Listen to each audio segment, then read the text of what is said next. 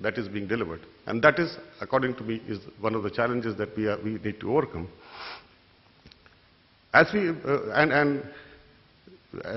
One of the other challenges for this is that the financing for energy efficiency still is extremely nascent as far as India is concerned.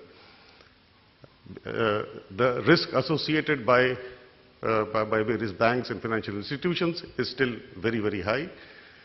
But we are trying to work towards sustainable models, sustainable business solutions, where we are able to mitigate risk, whether it is a street lighting project, or it is a house lighting project, or it's a buildings project, or any other kind of energy efficiency project.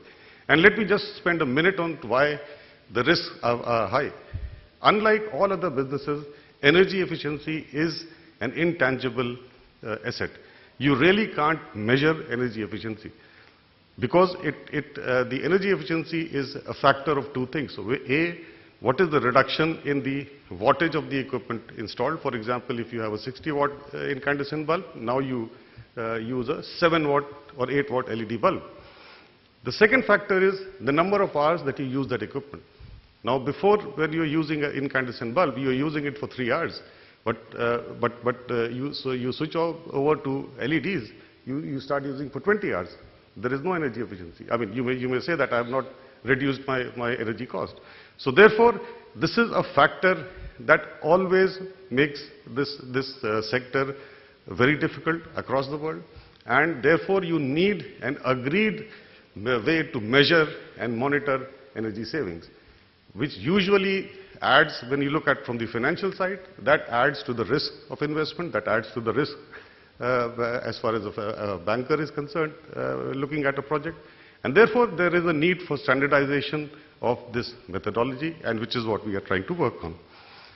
The final point that I wanted to make, and I'll take the leaf out of Dr. Mathur's book, that there is a need for nudging a virtuous cycle, nudging through the technology space, nudging through the policy side, and also nudging from the financing side. What is needed is, as I mentioned, affordability of energy services, particularly energy efficiency services, to stakeholders. We just completed a project in Pondicherry where we distributed 6.5 lakh LED bulbs at ₹10 to households. That has led to measured energy reduction of about 45 million units. I mean, it will happen over a period of time. We have extrapolated it. There has been real-time measurement of these energy savings.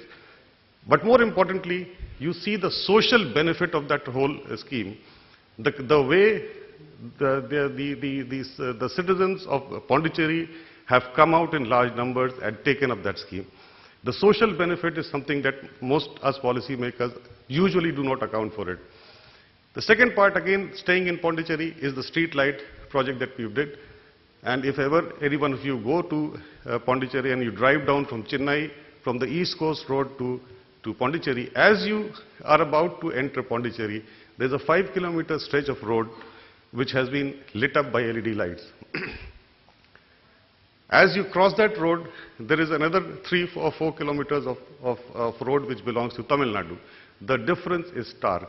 We did a social audit there, and there are universities, there are ladies' colleges, and the response has been overwhelming. In fact, some of the shopkeepers have said that they don't even need to turn on their lights during the night. The police have recorded that the number of accidents happening on the road have reduced. So there are enormous social benefits because of these new technologies which are coming in. And if we promote affordable energy services by way of these innovative business models, it will lead to a large surge of demand for these latest technologies domestically, which will of course spur the growth, create more players in the market, and eventually, as Dr. Mathur said, in the long term, reduce the price of these technologies, whether they are efficient air conditioners or efficient lighting or pumping, etc., in a manner that they become mainstreamed in the day-to-day usage, like many others have. So with these words, I would not like to take any further time. I would like to thank once again Bengal Chambers of Commerce for having given us the opportunity. We look forward to our discussion. Thank you. Thank you very much, Saurabh. Now can I turn to Mr. P.P. Gupta to share his thoughts with us.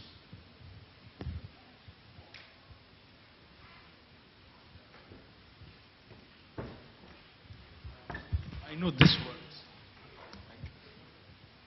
Yeah, excuse me, I like to address the audience from the chair. I am just recovering from a fever, wild fever. You see, I'm not to revisit sustainable word per se. It is well understood by learned presentations by now that a sustainable means which is not finite in technical sense, which automatically, is renewables. The sources itself gets revitalized, like wind, like water, solar, geothermal. We have so much of scope in this country that sky is the limit for India. But if any one of you sitting here is, motivated or bugged by the motivation to invest in this sector, I will say with hands up, please don't do it. Otherwise, you will invite your funeral.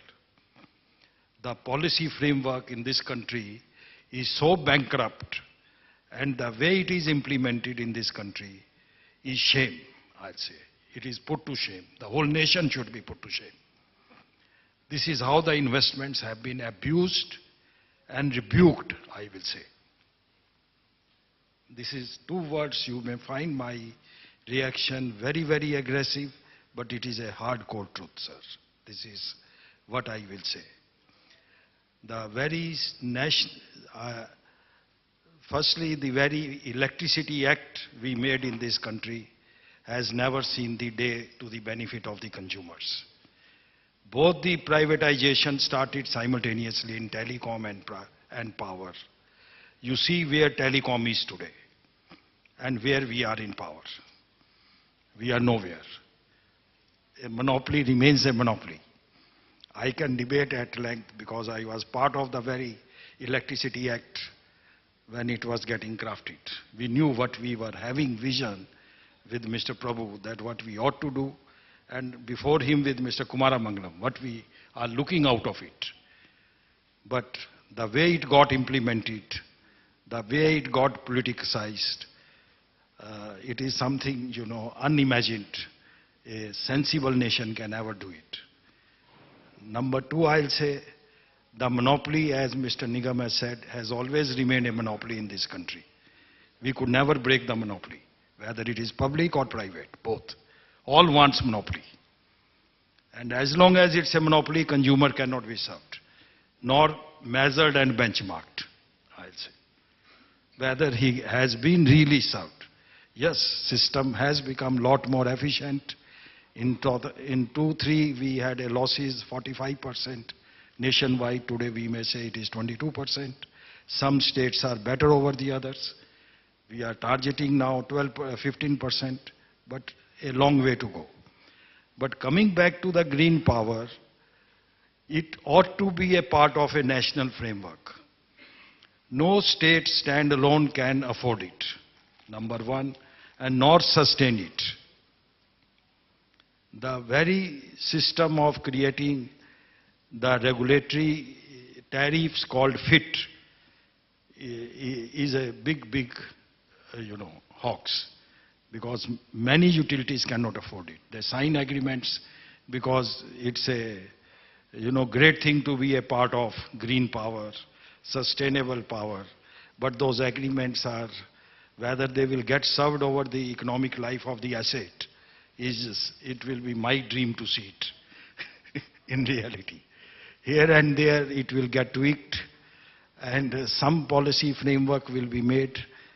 So in 9-10, when we started talking as a climate change, a national policy was framed in the country that this burden of creating sustainable power cannot be the only burden of the very states where this power can be produced.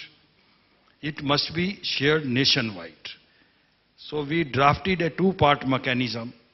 The one part was called that the very states who consumes this power or wants to consume the power pays no more than a rate called APPC, average pooled power cost, which is he is paying otherwise also for the very conventional power. So that his cost in no way is 1 rupee paisa, even 1 penny more than what they otherwise pay to the rest of the generators or suppliers to them. And the second component of the tariff will come through REC mechanism. And REC mechanism will be implemented by creating RPO obligations on the utilities and the very obligated entities.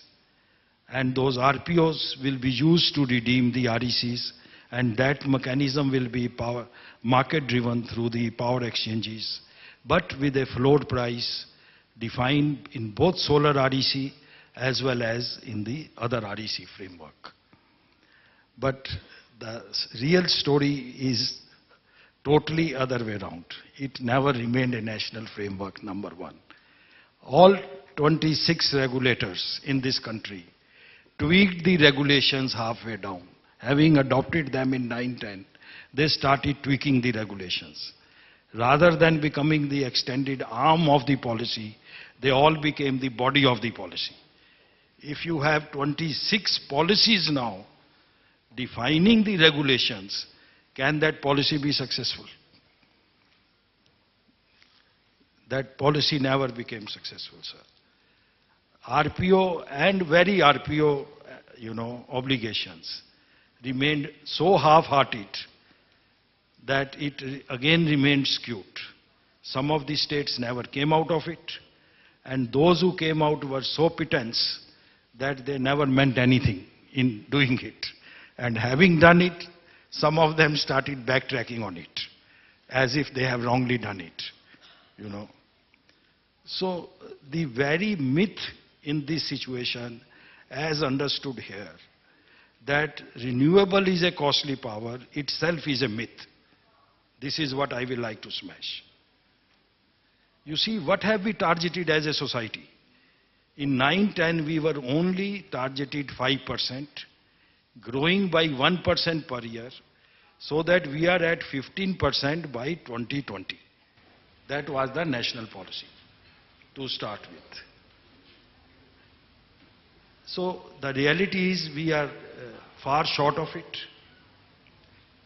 We could never create enough RPO obligated entities or implement the very law in the states by which those RECs could be liquidated, resulting in today almost 60% of issued RECs are unsold.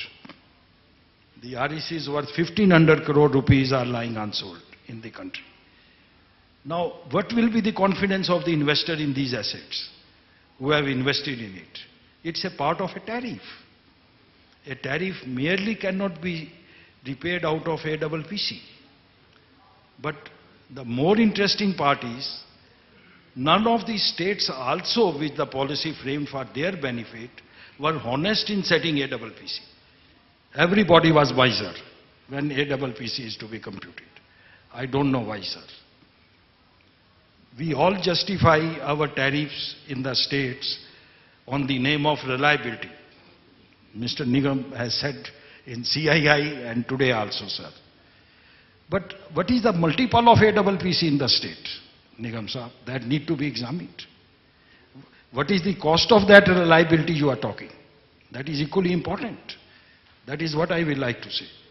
A state sitting on a pit head, having a tariff more than the very Delhi or Rajasthan, is amazing. With no renewable component. There is no renewable component in this. These are certain questions which always will remain. That's what I like to highlight.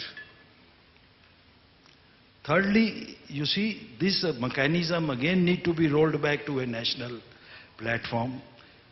States will not be a part of this policy. It will only be a lip service to start with. Now you imagine, I give you one simple formula, as Mr. Modi says, low government or no government and maximum governance. That is what we all need. A government means restriction in this country. It means it is carrying somebody's lobby, or it is meant for somebody, and least for the consumer. That's what I can say very openly and frankly. Why have governments in this country when they cannot serve the government? Well, the very public, the very consumer. Why have that government? That is very important to think. It's equally important. I give you simple solution, sir, which we worked in Mr. Kumara Mangalam's days. He has not seen the corridors. We consume in this country today 1,000 billion units, out of which almost about 350 billion comes out of central sector. Rest belongs to state sector. Put a 5 paisa cess, nothing more, at the supply end itself. Like on many ways, when we could not collect our revenues on the, bill end or service end, we always collected on the supply end, like excise duty. You at the very supply end, you collect that 5 paisa. It is totally leak proof. There is zero leakage in the system. It will be a part of the very NTPC cess, NHPC power cost. 5 paisa of 350 billion units will be no less than 1750 crore per year, and it will more than meet any RP obligation in the country, nationwide. You can easily support 5 to 6,000 megawatt of additional capacity generation per year, which we need badly in this country, on renewables. The very coal-based power or otherwise forms is for how many years for us? And going forward, it is going to be full of issues and challenges. We all know. And day in, day out, they are growing only. How much foreign exchange we dole out to import coals, and stress the very weak infrastructures available with us.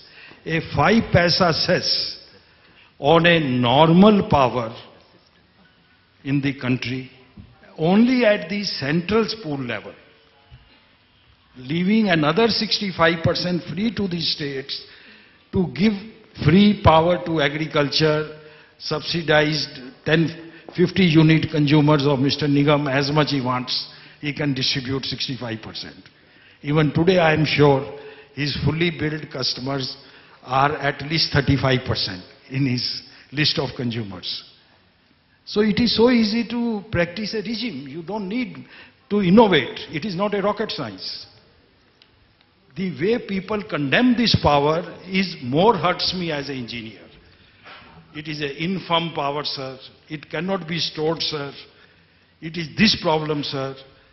Living in 21st century, we cannot use few electronics to make this power, transmit and handle. Now, Power Grid will do it for the nationwide as a desert power project, as a part of handling the renewable power. It will come automatically. When you go to POSCO and talk, they say, oh, Gupta, this government is fussing over 20,000 megawatt. I can handle 40,000 megawatt without scheduling. What is a big issue in it? Why they create it? You see, the issue is a whole journey of power sector, the whole quality of people involved in this sector, the whole way we handle our regulations, the whole way we appoint our regulators. All are questionable in the sector, sir. Unless we learn to question, we will never come out of these plundering issues also. There are achievements. I appreciate Mr. Nigam has done much better than many others countrywide, many other electricity boards. It goes without saying. But it is nothing. It is just a scratch on the surface. It's a long, long way to go. If we really want to be a nation proud of, and a society with head high in that we belong to a country, which has addressed a climate change, emissions, and we are at par with Germany down 10 years, why cannot we be? What we lack as a society? We are only fooling around with the issues. and only trying to do something for the other. I give you a very interesting issue, sir. You will be all shocked. Recently, even government has come out for a accelerated depreciation, restoration of benefit for wind powers after lapse of 2 years. Mr. Nigam will laugh, I know, because we don't read the fine lines. You know what was the issue? The issue was this benefit is given in lieu of income tax, sir. So wherever this power may be sold, how is it relevant? As long as I am not availing a accelerated depreciation, I should be eligible for GBI. Any green power producer in the country should have been eligible for GBI in lieu of income tax. But it was not so in the fine lines. There was an exclusion that unless the power has been sold on the grid, you cannot avail GBI, sir. Now a captive power, green power producer says, why I have to sell necessarily power on the grid to avail AD or GBI? How do I comply with it? So equipment manufacturer will also join the chorus with them because it suits them to avoid buyers like Gupta in the process, because I'll be scaling up. If we want a national format, we will technologically upgrade, we will be demanding on O&M practices. He will like Aishwarya Rai to invest in this sector. Why PP Gupta? You know, it is least wanted. So if AD is there, again Aishwarya Rai will come in. No questions asked. So this is how the country is. And when it comes to REC, you know, you see interesting part. It was a two-part tariff. Unless the power is sold to the state at a double PC on the grid, it should not have been eligible for REC. And how beautifully we tweaked the law. The cogeneration plants, which are not even hooked to the grid, sir, they are evacuating their power on 11 kV, not even having calibrated meters in their premises, have been made eligible for RECs. For them, grid connectivity is not must, but for GBI it is must. This is the country we are.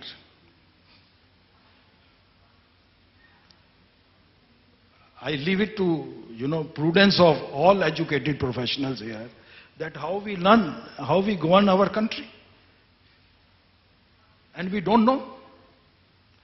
When you go and raise this question, everybody will hands down will justify, you know, why it is right. I don't know what is happening to this country. We are generating gaming in the sector, sir. On one hand, we condemn this power that it is quality is poor, it is informed, it is that. On the other hand, in the very regulations, we generate gaming. Because now investors are not at par.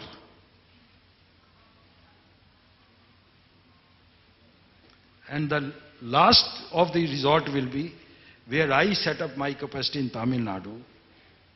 I will be called by the very administrative setup there and told me, Mr. Gupta, why shall we evacuate your power? I said, sir, I enjoy must-run status in the policy. He says, but that is not binding on Tamil Nadu. I said, you participated in FOR meetings and you endorsed it. He says, yes, sir, we have no choice when we go to Delhi. But how I carry back? I said, you have to pay me deemed generation. He says, what is deemed generation? You see, all these are funny questions in this country. Because today this power, truthfully, is competing with power of Jindal Adanis. They have to push their power in Tamil Nadu. So our wind power, which and green power, on one hand is backed down by 50%. Our generated power is not evacuated to the extent of 50%. And you go to MNRE, they will write a letter. Okay, I'll write a letter to the energy secretary there. What next, sir? We don't know. It is on and on, you know, these issues. Unless we make a framework simple, with no government, and simple and largest governance to the consumer benefit, all these mechanisms are merely eyewash.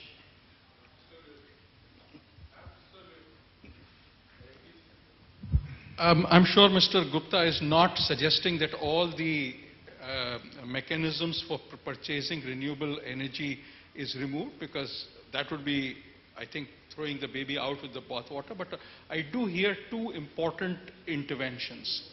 One is that the renewable purchase, the renewable obligation goes on generators rather than on distributors.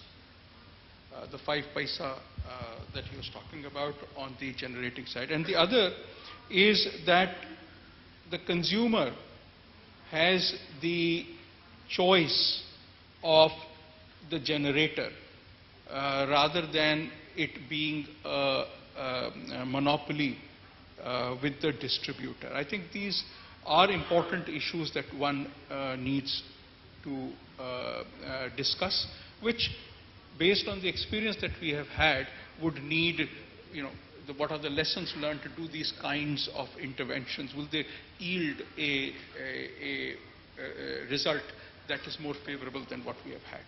We will now move to our last two speakers. Mr. Lalit Puri heads the Professional Lighting Solutions of Philips India.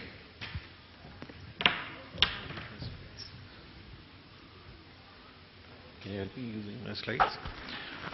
I'll be brief, sir, but I'll use some of my slides just to support what I'm saying. Good afternoon to all of you. Yeah, here.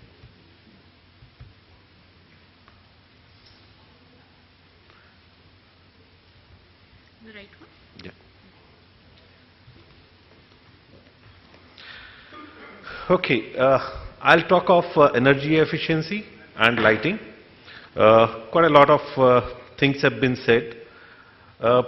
We are in a time where energy and climate challenges increasingly capturing our attention, and I think the whole discussion was happening around that.